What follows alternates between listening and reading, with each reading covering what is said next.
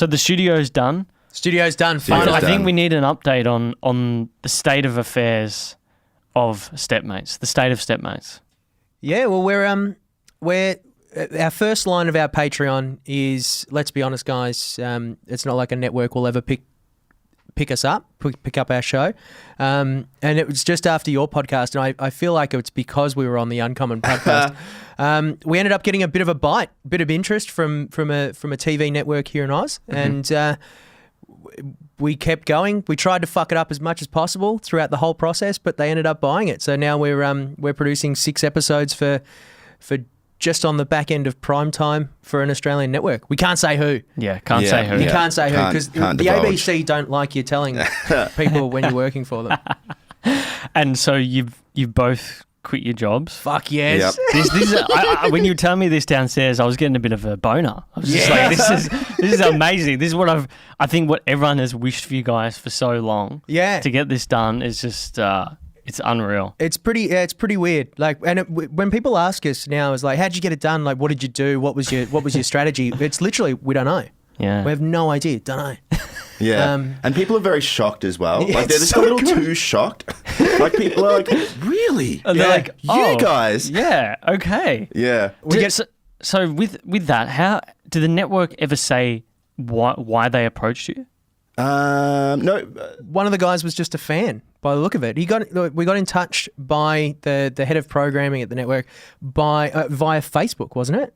I think it was email, but it was early days. They were watching our original Fighting ISIS stuff when we released the first. Oh, that's fantastic. Yeah, it was pretty funny. Yeah, and then they were like, "Oh, what are you boys planning to do for the show?" And we're like, "Oh, we're going to finish Fighting ISIS, then probably take the characters further and try and develop a second season." Yeah. And we did that, and then he just got in touch again. And was like pitches a show. Wow. It was really weird because we were on the phone with him. And was like this old sailor as well, this old producer at the network. And we were just like pitching around, and we said I was working in sales and like hated it because I was selling shit video. And Seb was working as an editor. So we were still kind of working in the industry, or at least it was malleable enough to say, we're industry peeps. It's all good. But Seb had been working in quality control and working with an offshore team through his editing job. So they were doing all the what was it, like post-production animations like and all that sort of stuff. Motion graphics, that sort of thing. Yeah. 3D rendering. So he knew that this was an option for us. Yeah. And an Australian company that offshores talent for you was his old boss as well. So we had this connection. So we mentioned it to them on the phone, and they were like, yeah, right. Yeah, that sounds fucking interesting. Yeah. So we're like, okay, cool. Give us, this was towards the end of the year. I was like, look, give us till maybe the 20th of January. Mm-hmm. We'll sit down, we'll come up with some concepts, we'll drop some acid, and we'll get back to you. He actually said that. I remember. Yeah. And so we got back to them, and then we're like, we sent them an email because, rule number 1 in sales as well is don't just pitch something without being in the room or being present. So don't go into Google Hangouts. Don't just send them a proposal and hope for the best. You've got to be there to try and convince them. Yeah. So we visited their office, pitched it to them, and it was a lot of interest straight away, which was really interesting. Like we added a new member of the family as well, like a 6-year-old girl who's like a 16-year-old in a 6-year-old's body. And we pitched it. It was like the Louis C.K. joke about so she's going down the street with her mum, and she sees like Just Jeans. She's like, Mum, I want to get some boyfriend jeans. And she's like, you're not getting boyfriend jeans. What are you talking about? Like, what are boyfriend jeans anyway? And it's like, the idea is that they look baggy and make it look like you're getting them from your boyfriend. And so we pitched this in the room. It was like, she's saying this, and then she's like, fine, I'll get my own boyfriend jeans from my own boyfriend who's 30, who fucks me. And they all just went like, oh, that's awesome. And then there was this South African guy who came along for the pitch as well, and he was just like, we can't have a 6-year-old girl. We cannot do that. For getting jeans from her boyfriend. Back in Africa. Oh, well. So, it was a huge success. And then we just, went through all the commercial stuff, all the lawyer stuff. So my lawyers, my legal experience came back in handy as well. My sales experience came in handy. Seb's post-production stuff came in handy. We brought in a gun for hire who was just a producer, who was able to secure us some delivery. They literally only asked him one question in the room, which is, have you delivered before? And he was like, yep. And they're like, fuck off then. Shut the fuck up. And then they were picking on him as well because he wore like a leather jacket. Yeah. They're like, are you wearing a cape? Yeah. We just called him a geek. Like we were picking on our own personnel. But when we went as well, it was like, there was no table. So we went in there and there was like a room with just chairs, like, and a TV at the front. And we were like, oh yeah, we'll plug into What? the TV, we'll do our little prezzo. But there was no table. Why do you think that is? No I idea. think it was just a free room. They're like, oh, we'll just do it in here. Yeah, I'll just book A7. Like it was very strange. So we rocked up and we got the computers and stuff, and then we were going to do the prezzo. Like we got an actual prezzo here. We had a video to play and all that sort of stuff as well. And we walked in and there was no table. We were like, oh, can we plug into the TV? And they were like, we don't know how to do it. Like we have to get IT. We have to get IT in. Yeah. Like, and it was, can we just do it here? So we literally just had fucking chairs. And we had the computer sitting on one of those chairs and was like going through the prezzo. That's like, sick, though. super old school. I love that. And we were sort of making jokes at the start as well because they were like, guys, this is where we watch all the promos. Get fucked. Seriously? The promos for what? Like The shows? rollover ads and all that sort of like stuff that they're doing is like tonight. What the fuck? So weird, so strange. So they was like, don't try and scare us too much, guys. Don't impress us too much here in Yeah. this room. Okay. And then it was like this weird thing, and I was like, it kind of feels like corporate training. Like we should all stand up, do some trust exercises, all that sort of shit.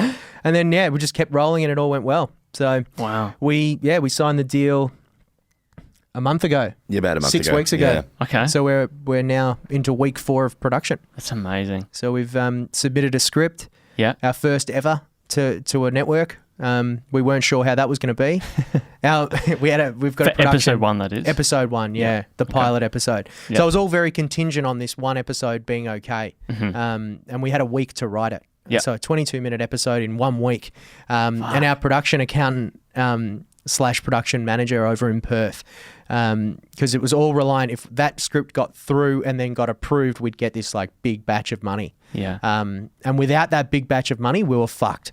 And that's what she said. She was like, don't fuck this up. 'Cause Yeah. if that doesn't get approved then and we don't get the money by then, like we're fucked. The whole thing falls apart. Yeah. So we were pretty stressed. And it was one of those things, everyone sort of gave us a call on the Wednesday and it was due Friday. Sort of going like, so how's it going?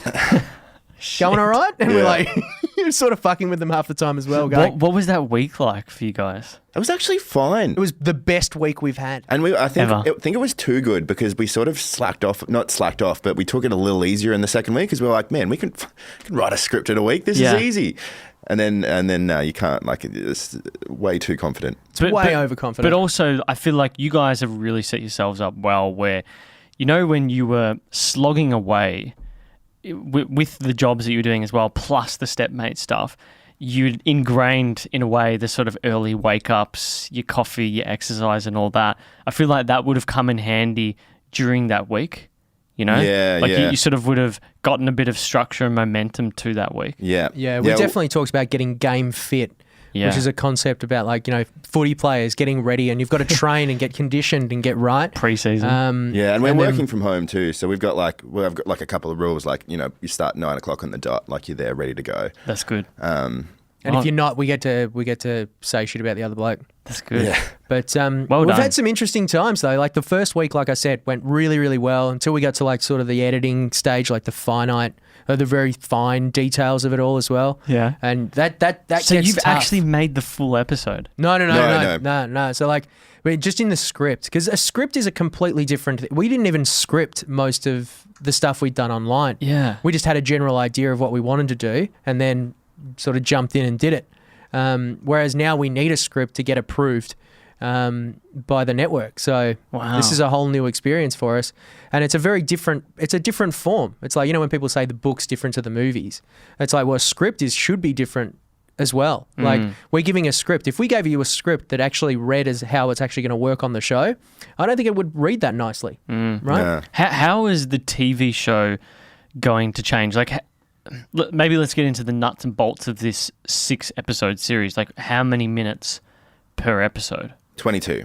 22 minutes. Yeah. 22:30 from our end. Okay. So And it's- is it a continuous, like you did with Fighting ISIS, is it a continuous thread, or is it more like South Park where it's a new thing every time? It's all self-contained. Each It's episode's self-contained. self-contained. That was part of that was the next big tick for these guys as well.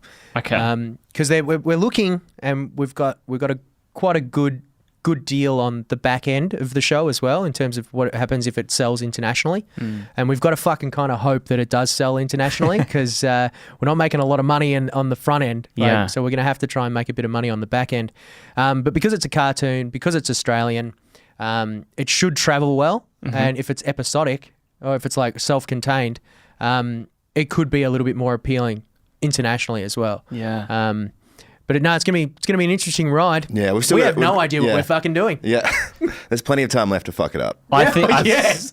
Yeah.